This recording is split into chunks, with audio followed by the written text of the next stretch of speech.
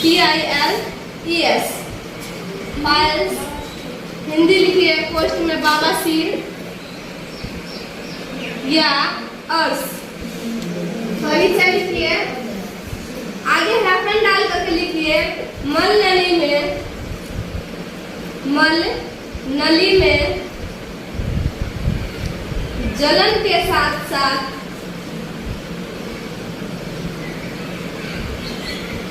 मल नली में जलन के साथ साथ छोटे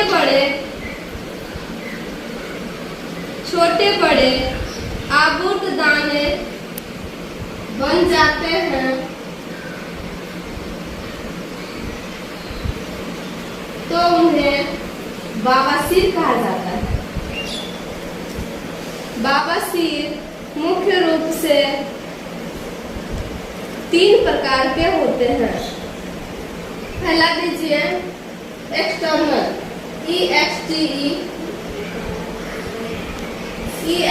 EXTERINAL एक्सटर्नल पाइल्स।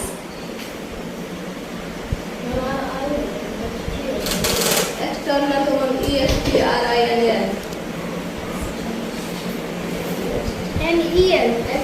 NAL होगा। एक्सटर्नल होता है NAL। EXTERINAL piles.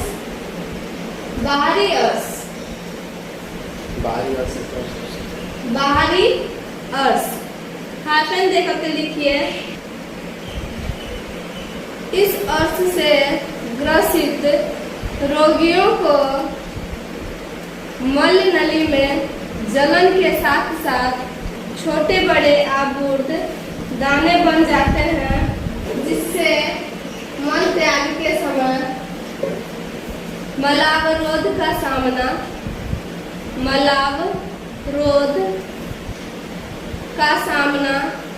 करना पड़ता है और रोगियों को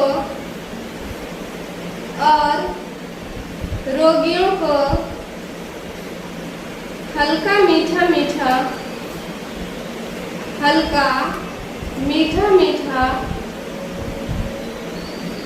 दर्द भी होता है। उन विराम डालिए कॉमन जी। दूसरा पॉइंट डालिए इंटरनल पाइल्स INTERNAL।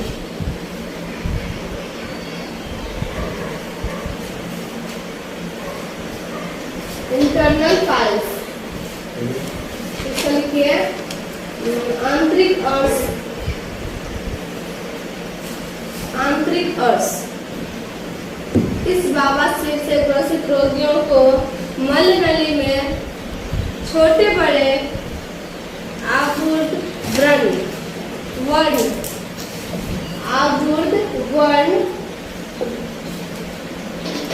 बन जाते हैं, जिससे मल त्याग करते समय ये बाधा पहुंचाते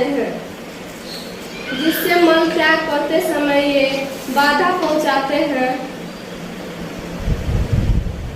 जिससे प्रेशर दबाव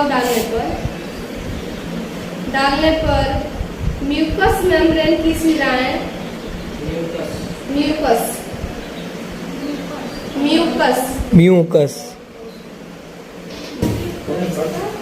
मेम्ब्रेन की शिराओं पर घर्षण होता है और ये शिराओं का मुख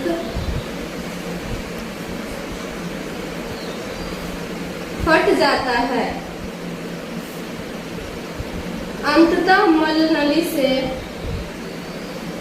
रक्तस्राव होने लगता है और रोगियों को काफी दर्द का सामना करना पड़ता है।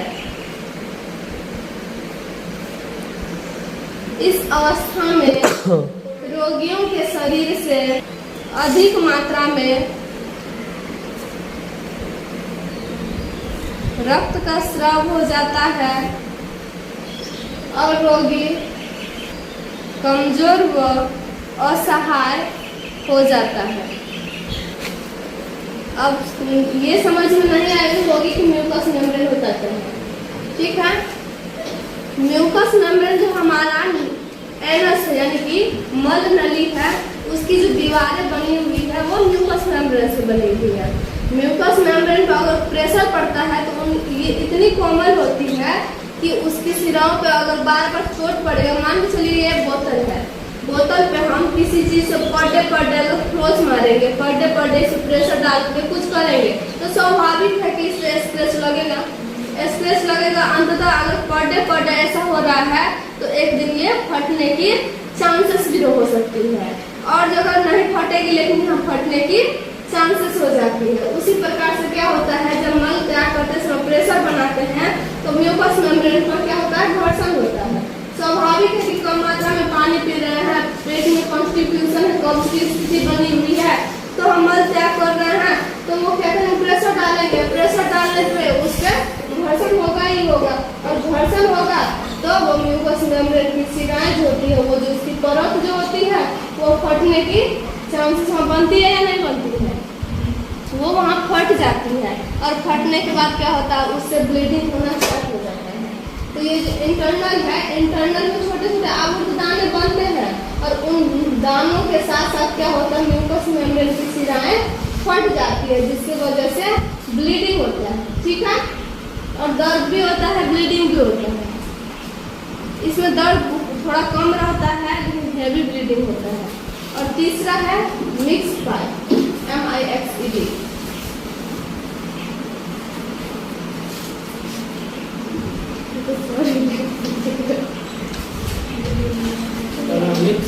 MIXED पाइल्स लिखिए, मिश्रित अर्श। इस रोग से ग्रसित इस अर्श से ग्रसित रोगियों के अर्श हाइफन डाल कर लिखिए, इस अर्श से ग्रसित रोगियों को मल नली व मल द्वार, मल नली व मल द्वार दोनों पर छोटे छोटे दाने बन जाते हैं, छोटे छोटे दाने बन जाते हैं, जिससे मलावरोध तो होता ही है, साथ ही साथ हेवी ब्लीडिंग भी होती है। अर्श होने के निम्नलिखित कारण है।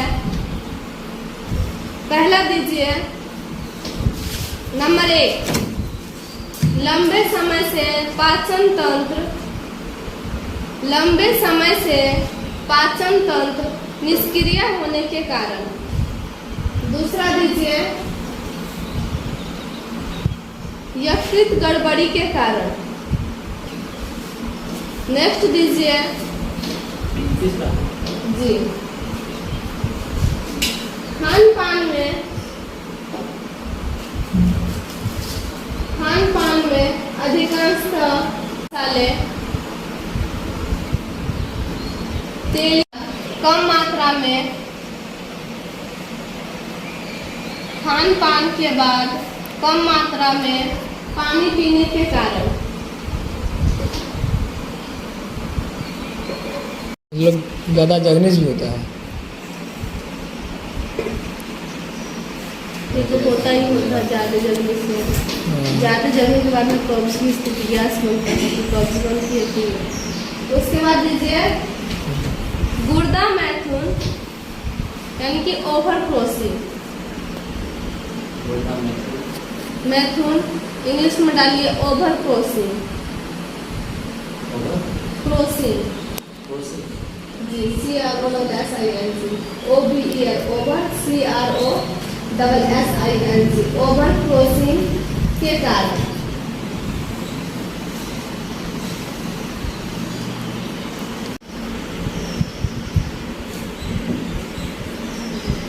अब इसमें कौन सा पॉइंट है सबसे?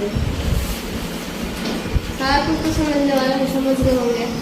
आगे लिखेंगे इटोलॉजी लिख लिए हैं सिम्टम्स।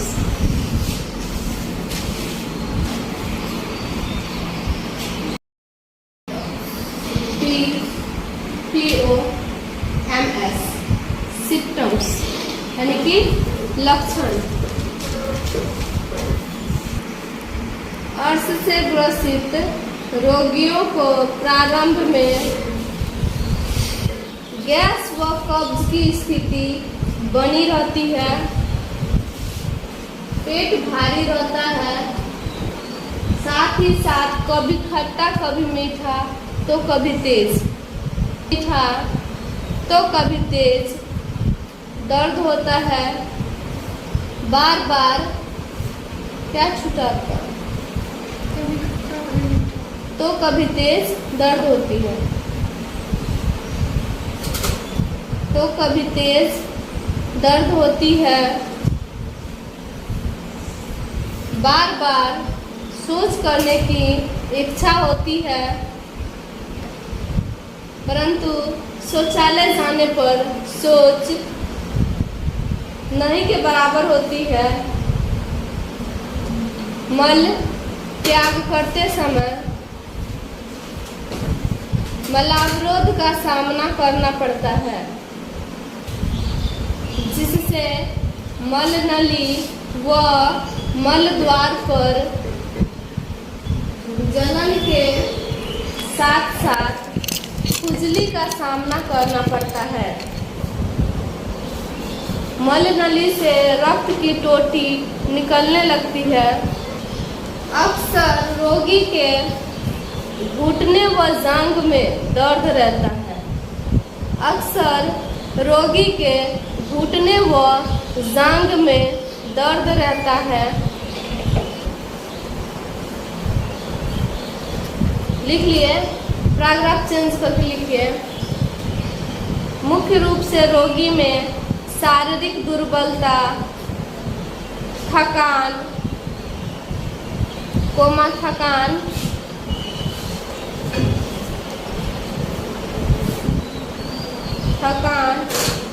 शारीरिक कमजोरी, दर्द, कमर दर्द, आलस्य, कमर दर्द, आलस्य। कहाँ है आप? आलस्य, शरीर में रक्त की कमी, शरीर में रक्त की कमी आदि लक्षण प्रकट होते हैं। आदि लक्षण प्रकट होते हैं। ठीक है, ये आपका क्या हो गया? सिम्टम्स, यानी कि उसका लक्षण होगा। अगर बात भी मान करके चलिए कि अगर किसी को पाइल्स हो गया है तो हम उसे किन किन चीज़ों के लिए परहेज करेंगे, उसका प्रिवेंशन होगा। जैसे जॉन्डिस में परहेज था, उसी प्रकार से क्या होता है कि पाइल्स में भी परहेज होता है। बिना परहेज का पाइल्स कभी भी कंट्रोल नहीं किया जा सकता है।